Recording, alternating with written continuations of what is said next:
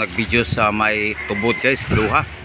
So ito guys, nakita natin ito ang tulay na mayroon nang nagpagdaan ng maraming motorista guys.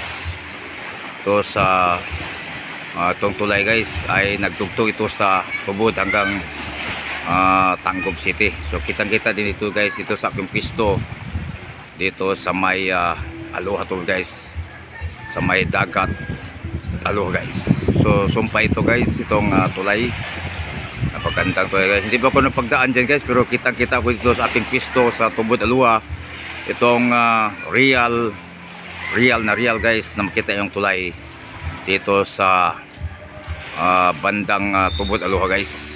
Itong tugtong na tulay ito sa talagang sa tubod guys hanggang Tanggob City guys. Pero malapit lang dito guys sa aking pwesto dito sa tulay guys.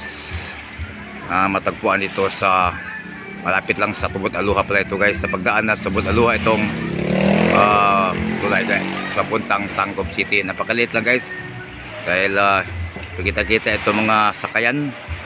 Nakaluwa dito, marami ding isda ito guys malapit sa akin. Ito ay bye-bye tubod Aloha guys.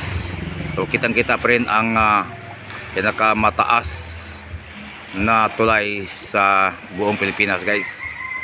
Okay, itong nagsumpay sa tubod hanggang tinaguriang Tanggob City guys. So magandang tulay yan. So sana makapagdaan ko yan guys after sa aking meron kong bakante yan. So pupunta ko, lusot lang sa Usamis guys. Ito marami na mga dumadaan ng mga sasakyan. So, kita ito guys.